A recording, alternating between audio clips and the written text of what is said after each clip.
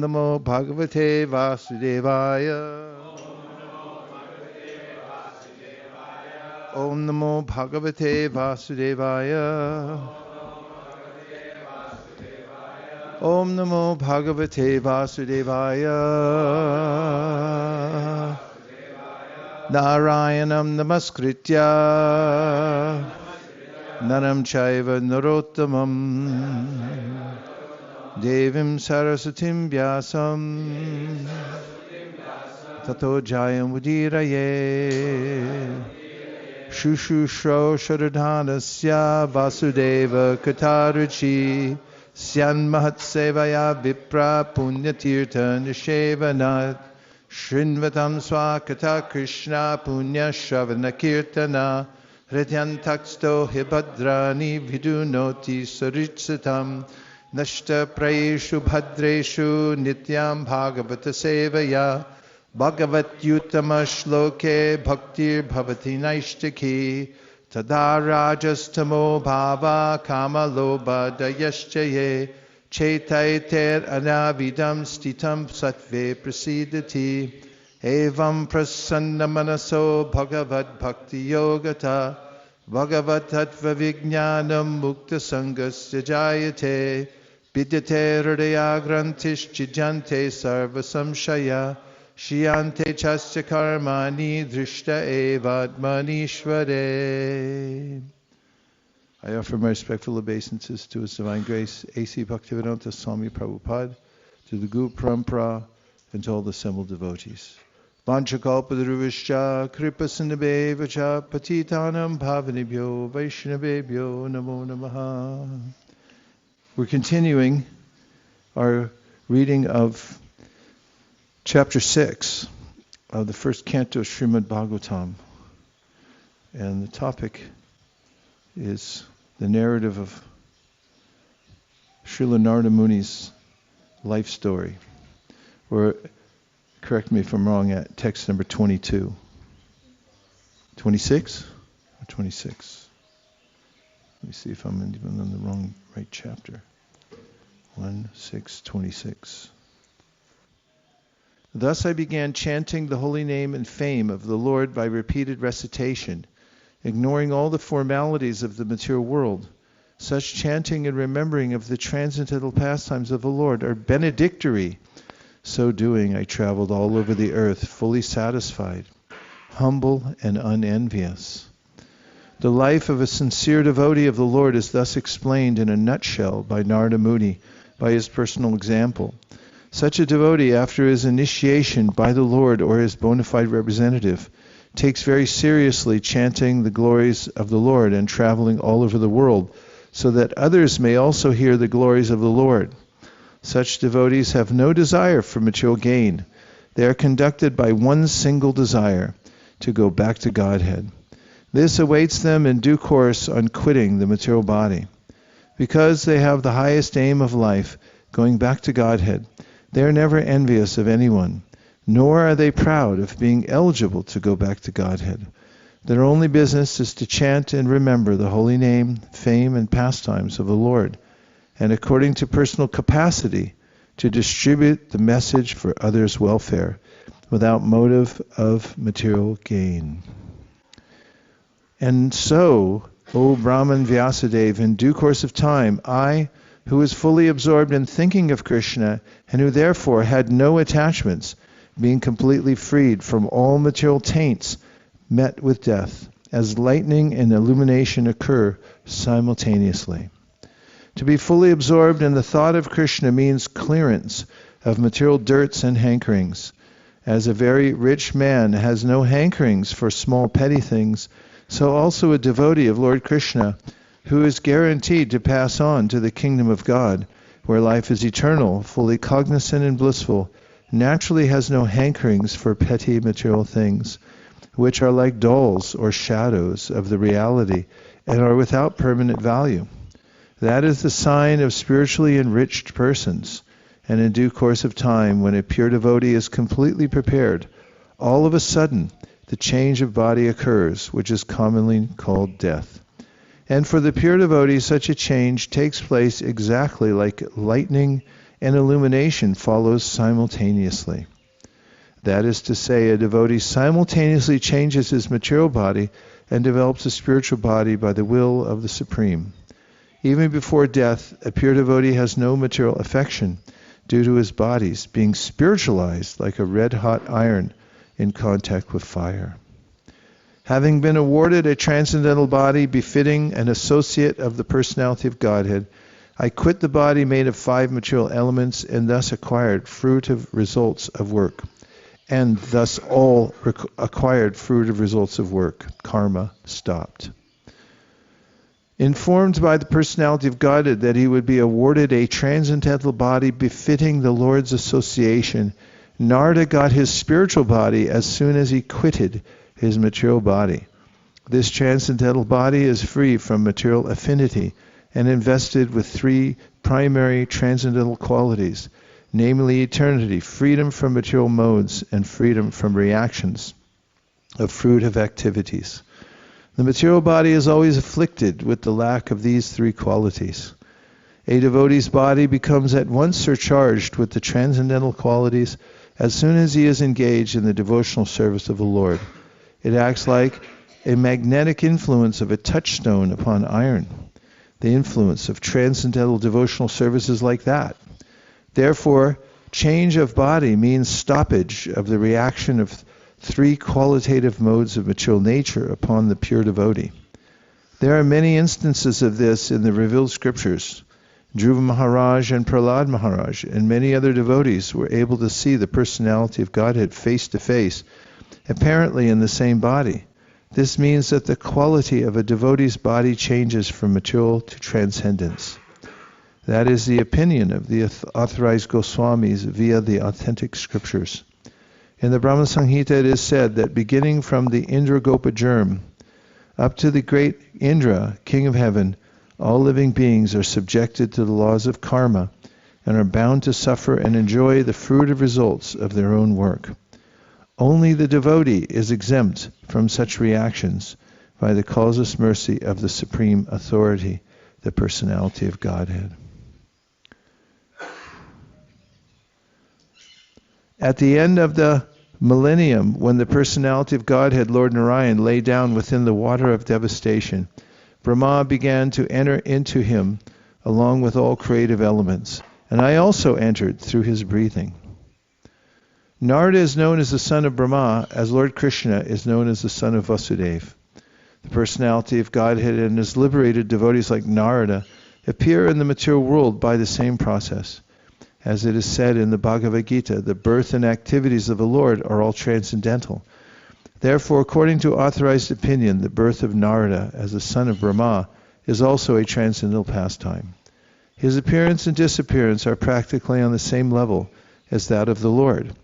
The Lord and his devotees are therefore simultaneously one and different as spiritual entities.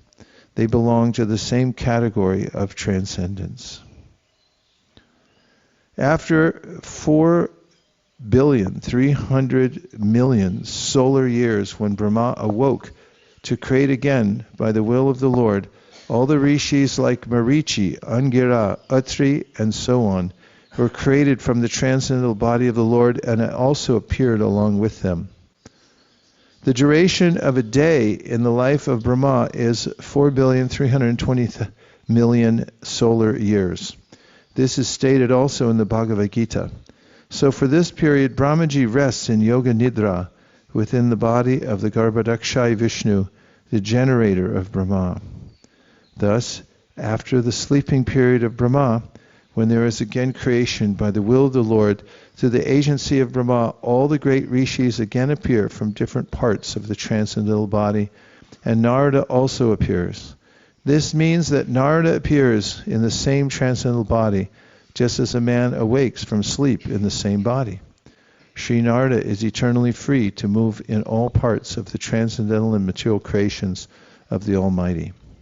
He appears and disappears in his own transcendental body, which is without distinction of body and soul, unlike conditioned beings. Since then, by the grace of the Almighty Vishnu, I travel everywhere without restriction, both in the transcendental world and in the 3 divisions of the material world. This is because I am fixed in unbroken devotional service of the Lord. As stated in the Bhagavad Gita, there are 3 divisions of the material spheres, namely the Urdhvaloka, topmost planets, Madhyaloka, midway planets, and Adoloka, downward planets. Beyond the Urdhvaloka planets, that is to say above the Brahmaloka, are the material coverings of the universes. And above that is the spiritual sky, which is unlimited in expansion, containing unlimited self-illuminated Vaikuntha planets, inhabited by God himself along with his associates, who are all eternally liberated living entities. Sri Nārada Muni could enter all these planets in both the material and spiritual spheres without restriction, as much as the Almighty Lord is free to move personally in any part of his creation. In the material world, the living beings are influenced by the 3 material modes of nature, namely goodness, passion, and ignorance. But Sri Nārada Muni is transcendental to all these material modes, and thus he can travel everywhere unrestricted. He is a liberated spaceman. The causeless mercy of Lord Vishnu is unparalleled, and such mercy is perceived by the devotees only by the grace of the Lord.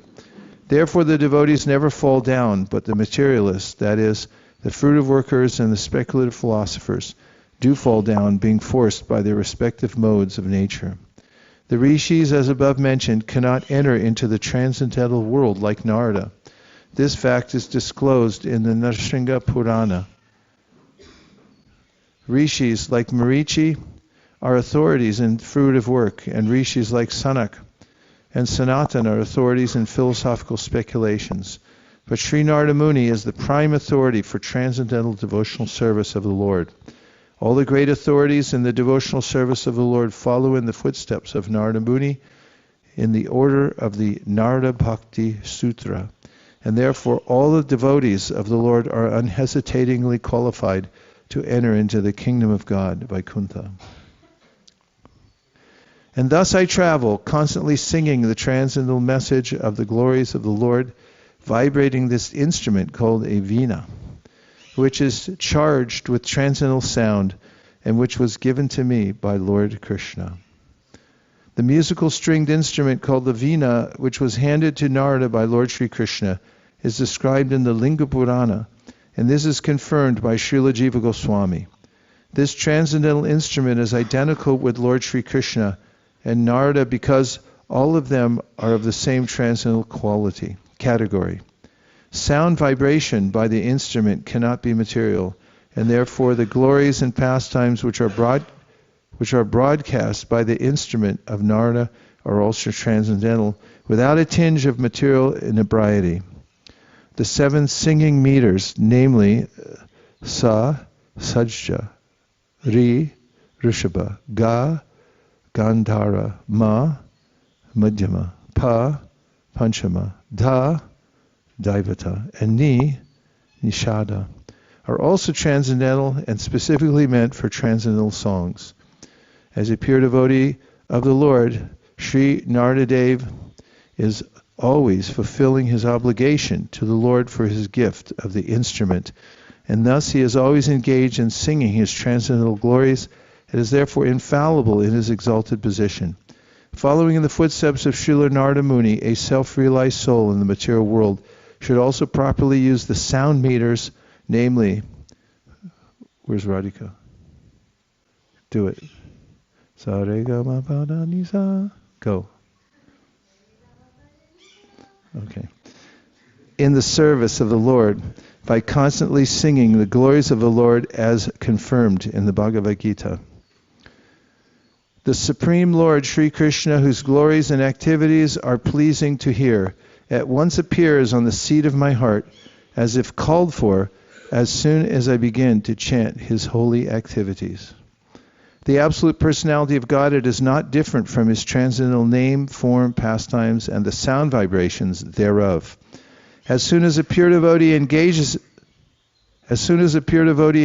himself in the pure devotional service of hearing, chanting, and remembering the name, fame, and activities of the Lord, at once he becomes visible to the transcendental eyes of the pure devotee by reflecting himself on the mirror of the heart by spiritual television. Therefore, a pure devotee who is related with the Lord in loving transcendental service can experience the presence of the Lord at every moment. It is a natural psychology in every individual case that a person likes to hear and enjoy his personal glories enumerated by others. That is a natural instinct, and the Lord, being also an individual personality like others, is not an exception to this psychology, because psychological characteristics visible in the individual souls are but reflections of the same psychology in the Absolute Lord. The only difference is that the Lord is the greatest personality of all, and absolute in all his affairs. If therefore the Lord is attracted by the pure devotee's chanting of his glories, there is nothing astonishing. Since he is absolute, he can appear himself in the picture of his glorification, the two things being identical. Srila Nārada chants the glorification of the Lord not for his personal benefit, but because the glorifications are identical with the Lord. Nārada Muni penetrates into the presence of the Lord by the transcendental chanting. It is personally experienced by me that those who are always full of cares and anxieties due to desiring contact of the senses with their objects can cross the ocean of nescience on a most suitable boat, the constant chanting of the transcendental activities of the personality of Godhead. The symptom of a living being is that he cannot remain silent even for some time. He must be doing something, thinking of something, or talking about something. Generally, the materialistic men think and discuss about subjects which satisfy their senses. But as these things are exercised under the influence of the external illusory energy, which sensual activities do not actually give them any satisfaction, such sensual activities. On the contrary, they become full with cares and anxieties. This is called Maya, or what is not. That which cannot give them satisfaction is accepted as an object for satisfaction. I'll read that again. That which cannot give them satisfaction is accepted as an object for satisfaction. So Nārada Muni, by his personal experience, says that satisfaction for such frustrated beings engaged in sense gratification is to chant always the activities of the Lord. The point is that the subject matter only should be changed. No one can check the thinking activities of a living being, nor the feeling, willing, or working processes. But if one wants actual happiness, one must change the subject matter only. Instead of talking of the politics of a dying man, one must discuss the politics administered by the Lord himself. Instead of relishing activities of the cinema artist, one can turn his attention to the activities of the Lord with his eternal associates like the gopis and Lakshmis. The Almighty Personality of Godhead, by his causeless mercy, descends on the earth and manifests activities almost on the line of the worldly men, but at the same time extraordinarily, because he is almighty. He does so for the benefit of all conditioned souls, so that they can turn their attention to transcendence. By doing so, the conditioned soul will gradually be promoted to the transcendental position and easily cross the ocean of nescience, the source of all miseries. This is stated from personal experience by such an authority as Sri Nārada Muni, and we can have the same experience also if we begin to follow in the footsteps of the great sage, the dearmost devotee of the Lord.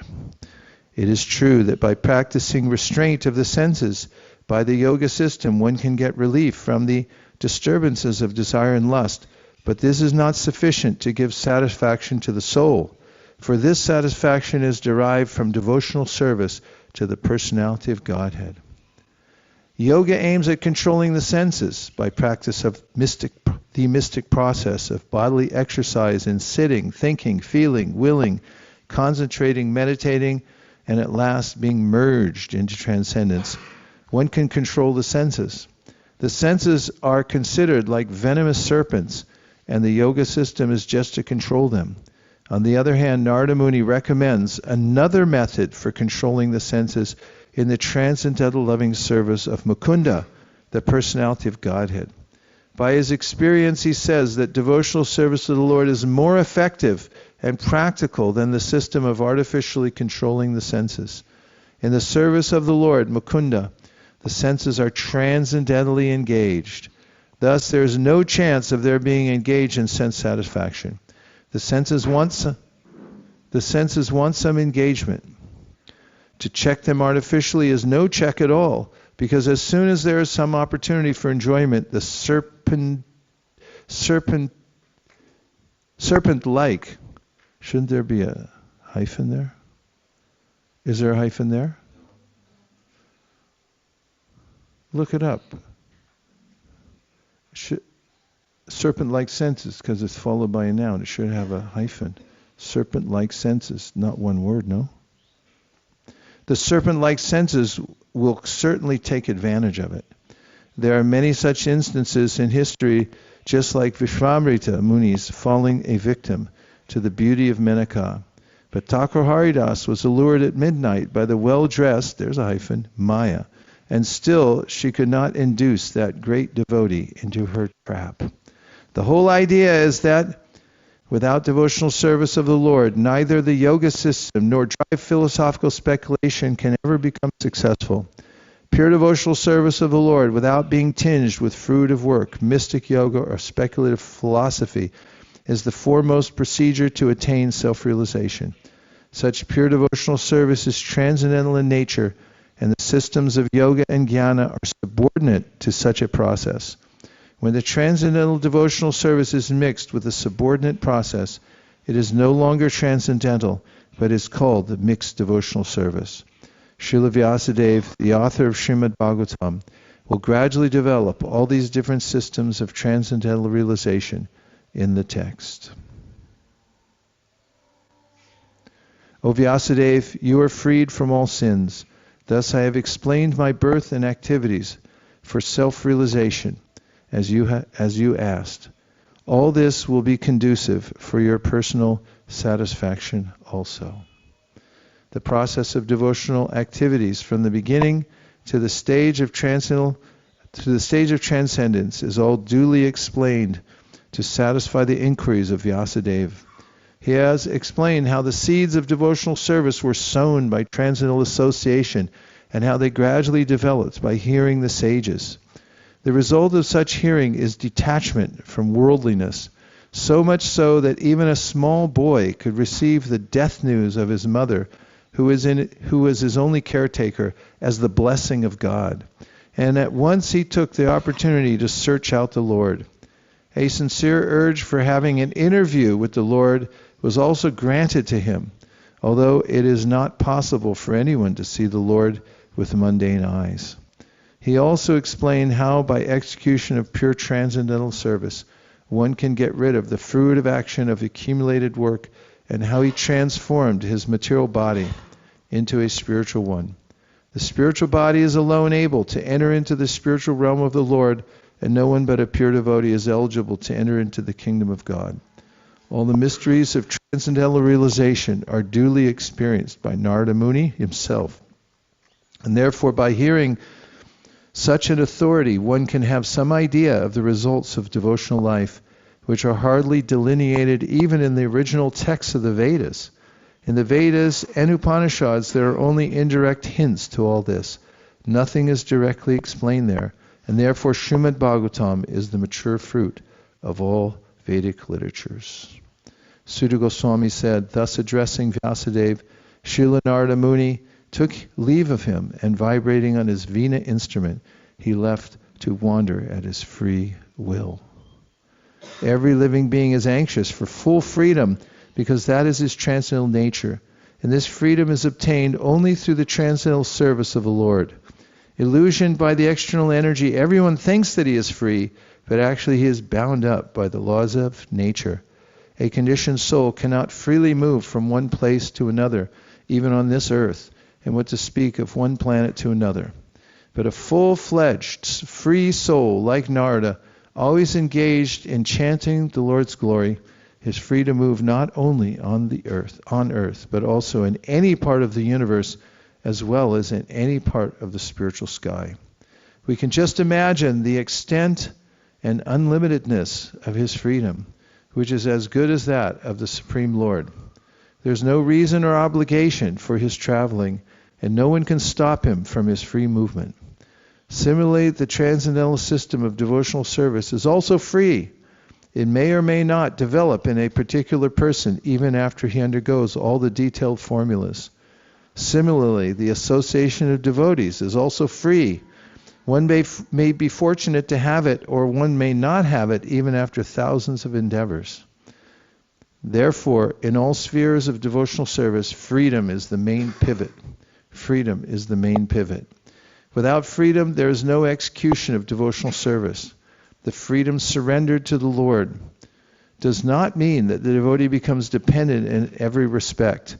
To surrender unto the Lord through the transparent medium of the spiritual master is to attain complete freedom of life. All glory and success to Srila Nārada Muni, because he glorifies the activities of the personality of Godhead, and so doing he himself takes pleasure and also enlivens all the distressed souls of the universe. Sri Nārada Muni plays on his instrument to glorify the transcendental activities of the Lord and to give relief to all miserable living entities of the universe. No one is happy here within the universe, and what is felt as happiness is Maya's illusion. The illusory energy of the Lord is so strong that even the hog who lives on filthy stool feels happy. No one can be truly happy within the material world. Srila Nārada Muni, in order to enlighten the miserable inhabitants, wanders everywhere. His mission is to get them back home, back to Godhead.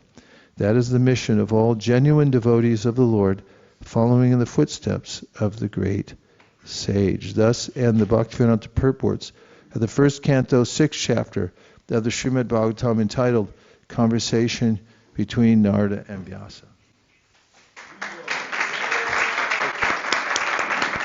Bravo! Bravissimo! Sadhu, sadhu!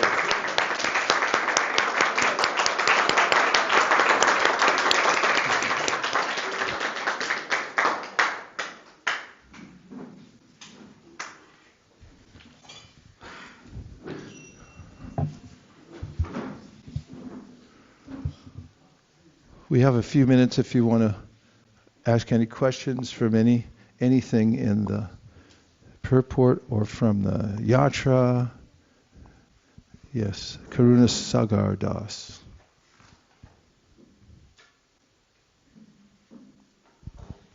I like the sentence in, I think, text 34. It said that... I don't think that's working, by the way.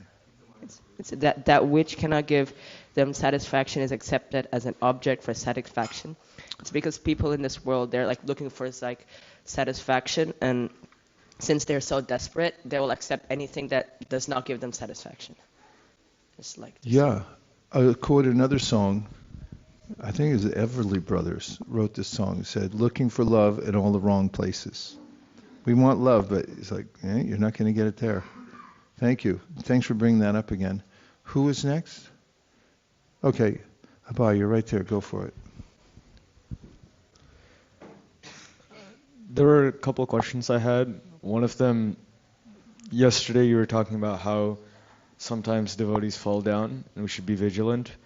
But in this purport, Prabhupada mentions that the devotees never fall down. Could you elaborate on that? Yeah, what's that verse again that you gave me the other? Where's Tejas? How does that verse start? Naivajano jatu katanchana vrajan mukunda sevan yavanangrita smritim smaran mukundan gruhabuk upagruhanam punar vihatamichen na rasagrahojana. This is something that Nārada explains in this chapter, the previous chapter.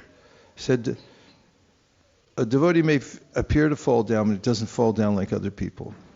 In karma kanda, if you're accumulating some result from your sacrifices, if you mess up, you lose the whole thing. But in devotional service, as Krishna explains in the Bhagavad Gita also, everything's cumulative. And even if you fall down in this lifetime, then in the next life you take up again where you left off. So you didn't lose anything. And even in this lifetime, in the verse we just recited together, I recited with a little help from my friends, that there's a way in which devotees, they may appear to fall down, but because they're gripped with the remembrance of the sweetness of devotional service, the embrace of the Lord, they're always thinking of it, and they don't lose that connection. They'll come back to it.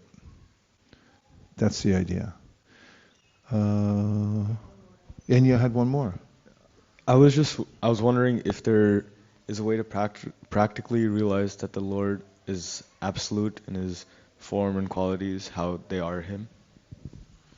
Atashi Krishna Amadi Nabhaved Grayamindriya Sevam Mukhi Jivado Swayameva Spratyada. By service. When you serve the Lord, then He's inclined to reveal Himself to you in all His various features, just as He is, directly as He is. Spuratyada, He'll make His appearance in your life.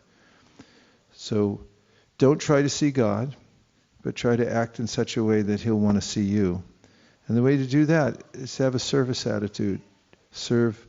Be the servant of the servant, and be very humble. And go on chanting. And Krishna will, by degrees, reveal to you all the aspects of His existence, including His absolute nature.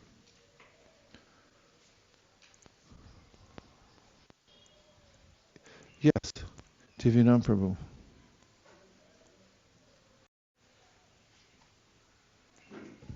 Hare Krishna Guru Maharaj. This question came to my mind yesterday, but I couldn't ask because there wasn't the time. It seems pretty obvious from Srila Prabhupada's purports, which he is writing, that almost every other purport you'll see there is a sense of mood and mission. And particularly Prabhupada is so focused on encouraging the audience. So reading his books is to preach the message of Lord Chaitanya. So I wanted to ask you, over the years since Srila Prabhupada has no longer present on the earthly planet, of course he's there in the form of his books and instruction, but it seems that across the ISKCON community that mood and mission is not at the forefront for many leaders, for many communities. And I wonder what could be the reason, or rather what is it that can be done so that it can gradually be brought up in the front of everything what we do. That's my sense. I may be wrong and you can correct me, but I'm interested to hear your thoughts on that.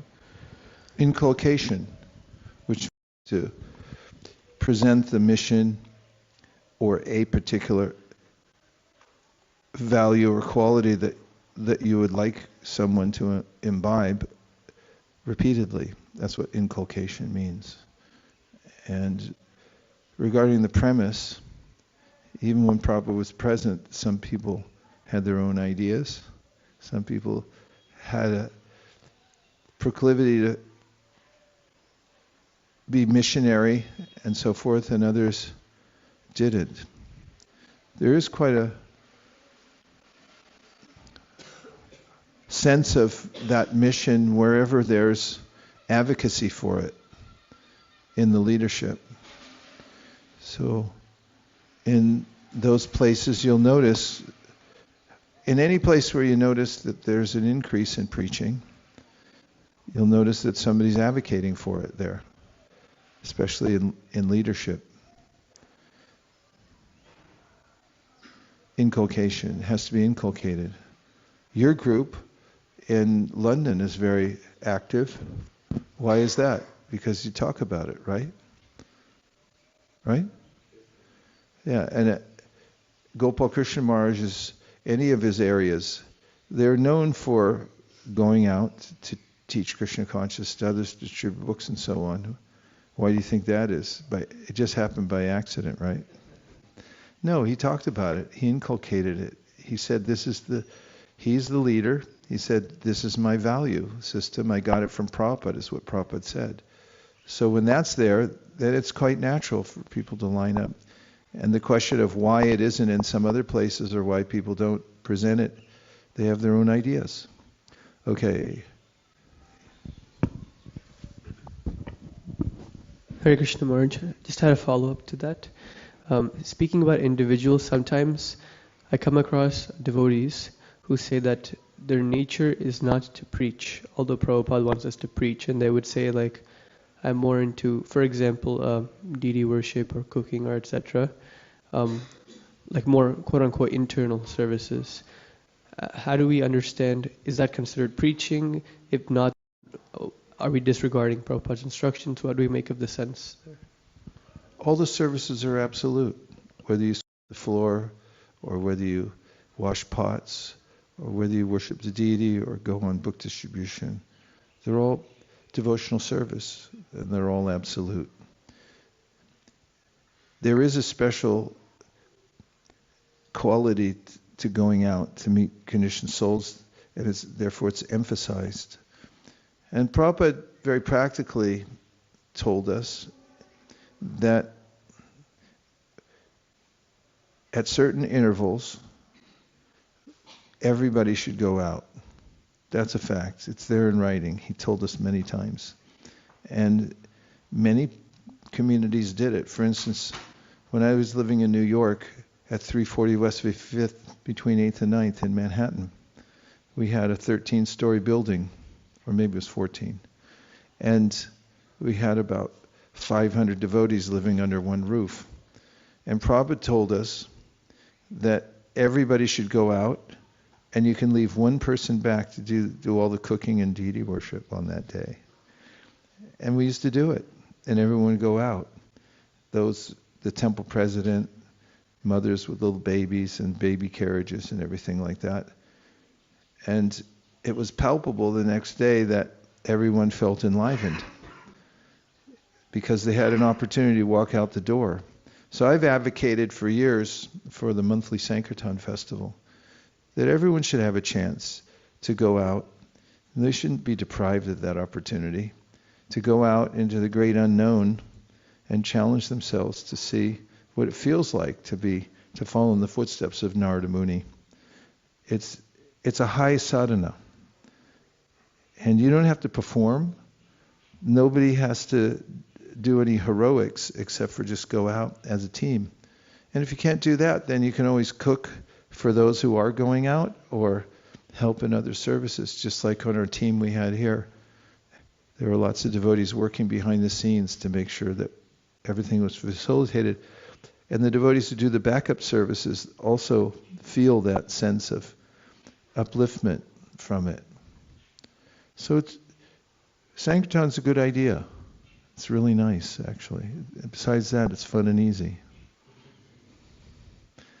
So everybody, yes, please. Brajaras Bhavana?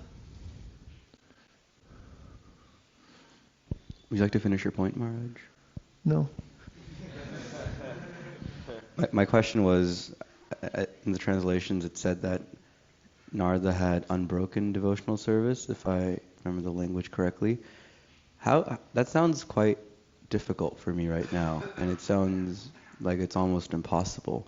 How does one gradually get to that point, and what does it look like? Looks kind of like what you're doing in your life. You land in a devotional family. While you're in the womb, you can hear ching, ching, ching, ching, ching, ching.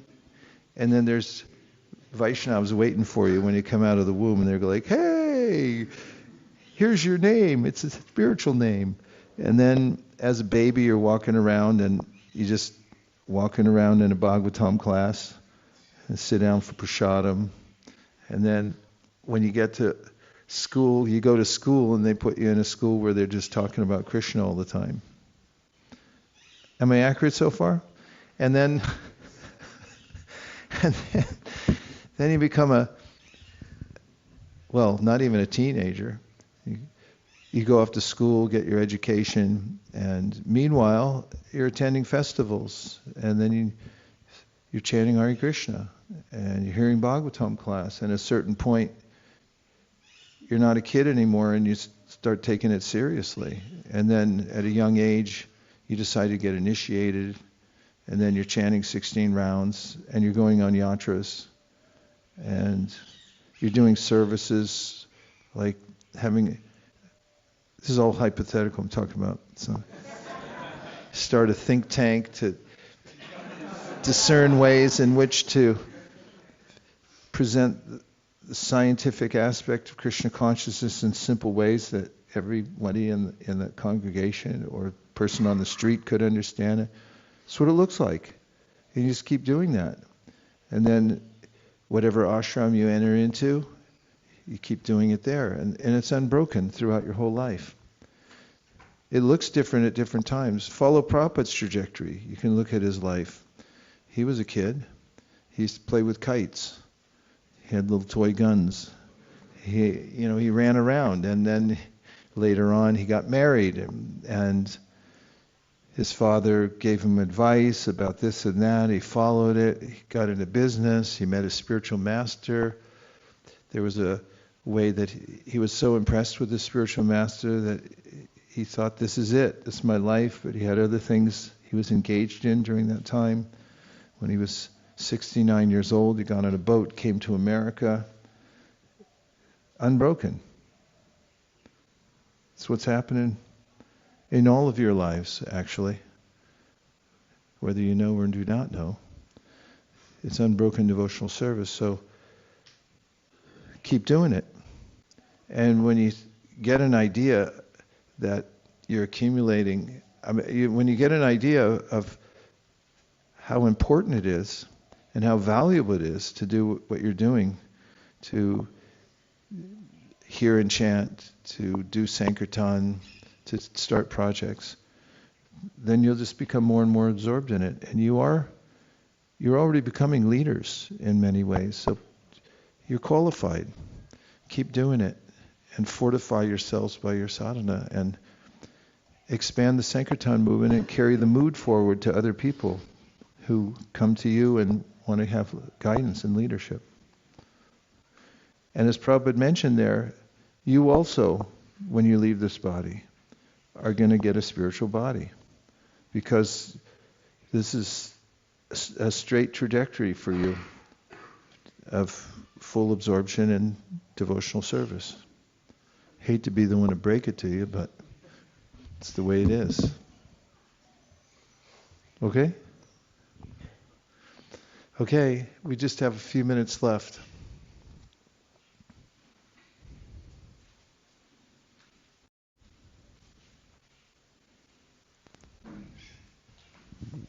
Hare Krishna, Prabhuji. Hare Krishna. Thank you so much for reading such a nice chapter about Nārada Muni. Yeah, we finished the chapter. That's Yes. a big accomplishment. We'll remember that. And I am reading recently in the 12th canto about Markandeya Muni. And this is very similar, like how Markandeya Muni prays to Lord Narayana when they came to bless him. And he says that even Lord Brahma is afraid of time and death. What to speak of all the living entities who are created by Lord Brahma, except the devotees who have taken shelter of your lotus feet. And how this chapter talks about all that, how the devotional service makes one perfect.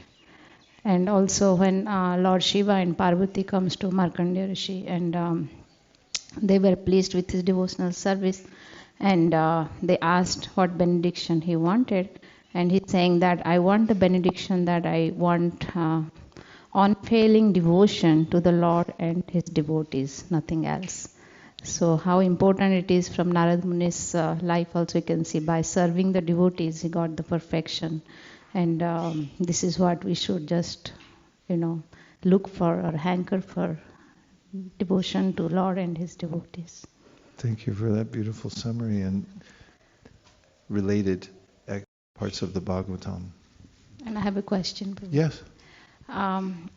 Is there any particular significance of Mangalarati? Because I feel always different Yes. in Mangalarati at temple, like today. Yes, there are various aspects of our devotional practices. All of them have significance. And one of the ways in which we get our power to perform devotional service comes through Guru Parampara. So when we perform the Guru Vandanam, Srimad Gurur Ashtakame Tarucha Brahme Muhurte Patita Prayatna Yastena Vrindavananata Sakshat Se Bhaivalabhya Janasonta Eva. It's the the 9th verse of the not Guru Vandana, Guru Vashtakam, that says that it should be performed early in the morning. There's a time for it, the Brahma Muhurta time. And it's considered to be one of the ways in which we become spiritually nourished, in that the channel of the full Guru Parampara comes down to us during that time. And it empowers us to stay on the path of devotional service. When you go to Mangalartik, you can remember that at that particular time, it's a portal during which you're connecting to all the great acharyas, going all the way back to Krishna, and you're receiving their grace. And go there and bask in it, bathe in it, let it come down into your heart and empower you to go on. That's how we're able to overcome the hurdle of birth and death in this material world by the grace of the acharyas. So you can remember, it's like you charge your, what are those electric cars called? Yeah, you see people plug in their Tesla. That's your time. You come in, you're a spiritual being, so you have to plug in at that time. So you can think of Mangalartik as the time that you're plugging in your Tesla-like material body, but it's going right to the soul, a little plug there from the Guru Parampara right into your heart. And then you'll have strength to do your other devotional practices.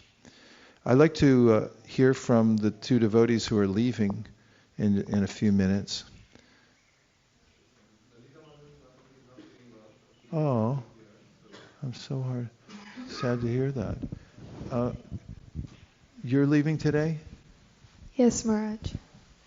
Well, it's been a real pleasure having you here, and we're going to miss you. Even though it's a few hours, we're still going to miss you.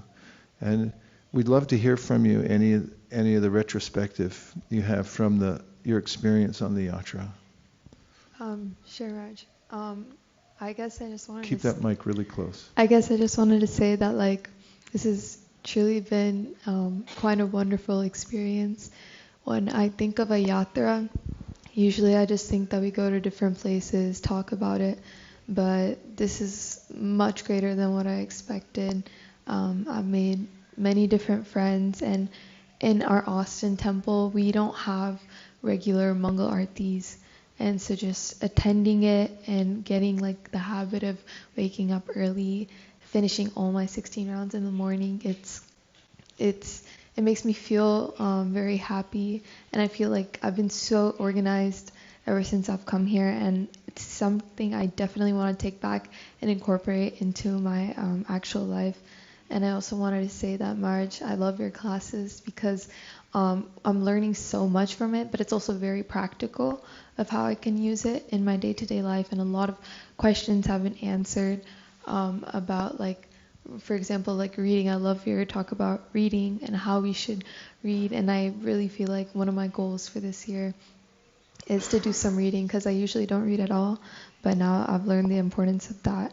And book distribution too. I've never done book distribution in my life, and the first time I did it was here, and it was quite the experience. So thank you, Marge. That's it.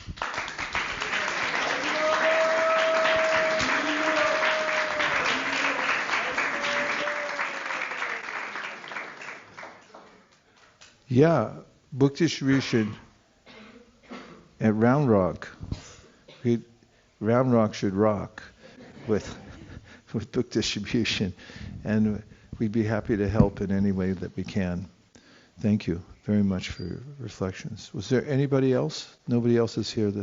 I had a thought after I heard a lot of the questions last night, and also several at intervals during our classes.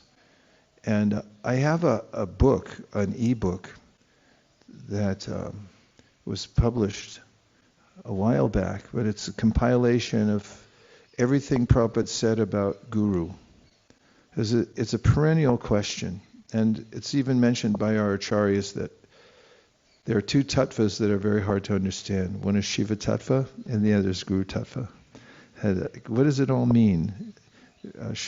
When we sing in the sakshad dari tvaimastamasta shastra ruktastata bhavyateva sadbi kintu prabhurya priya evatasya vande guru shri charanara vindam. It's like, oh, direct manifestation of the Lord, but how, and how does it come through a certain person?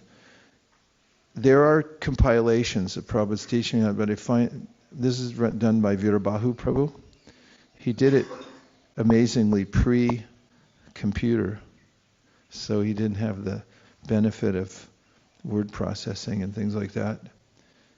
But it was meticulously done. I thought that I could share that on the group. I give it to Divyanam Prabhu, and then you could put it up there.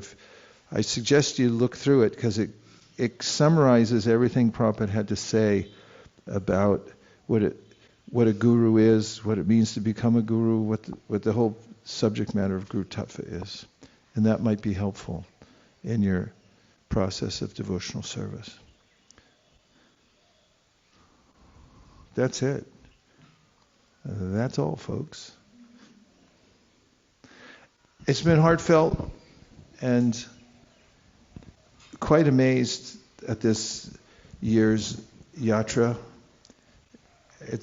Each one is better than the next. It keeps growing somehow in spirit and quality.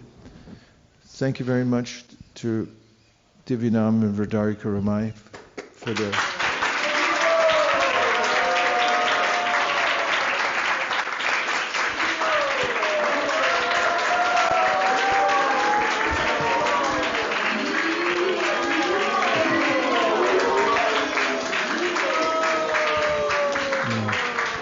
Nirkul and I go to London quite frequently, and one of the times when we were they were driving us to the airport, and he said, I'm thinking about getting into the yatra world and helping facilitate yatras.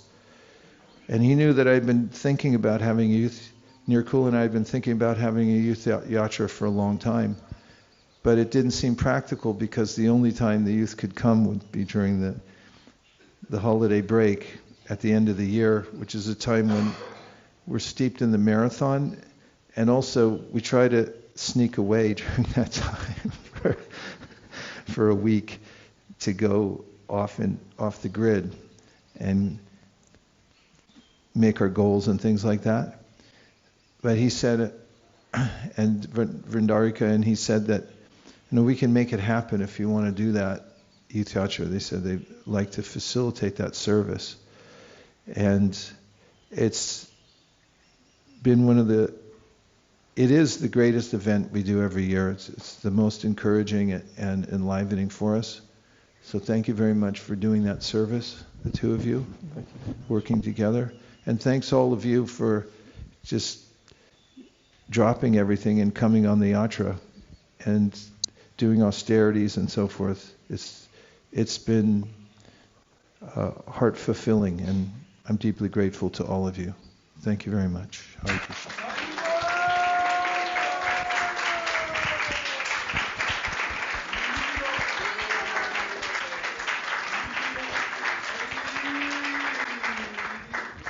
Thank you, Guru Maharaj.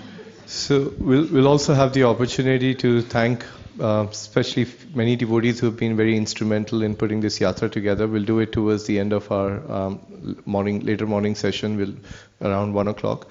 So I wanted to just mention, one thing I wanted to mention, since Guru Maharaj mentioned about that book. So both myself and my wife went through quite a challenging time in our practice of Krishna consciousness. And when we met Guru Maharaj, that was the first thing we read after meeting Guru Maharaj. And it was really helpful for both of us actually to have that quotations from different scriptures and writings Prabhupada has given. So I fully endorse and recommend that, please, I'll circulate that with all of you, and please read it. It's a really nice book. It'll help answer many, many questions actually, and make it very practical guide in understanding who Guru is and how one can relate to it and how one can serve in many other aspects. Yesterday Guru Maharaj mentioned that we're getting Srila Prabhupada's shloka books for everybody who's interested, and I sent a message on the WhatsApp group. If you could like or react to that message, that would be great, because I'm going to go during breakfast to get the books. If you're unable to like it, you can come and let me know personally, and I'll arrange for it. Haribol. Does anybody already have one? You should take it. So just count everybody. Give one to everyone.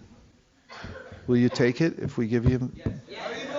Really like to give you the shloka book. It's nice to have. Do we have enough? How many do we have? We haven't bought them yet. They have enough in stock though, right? Yeah. Books for all my friends.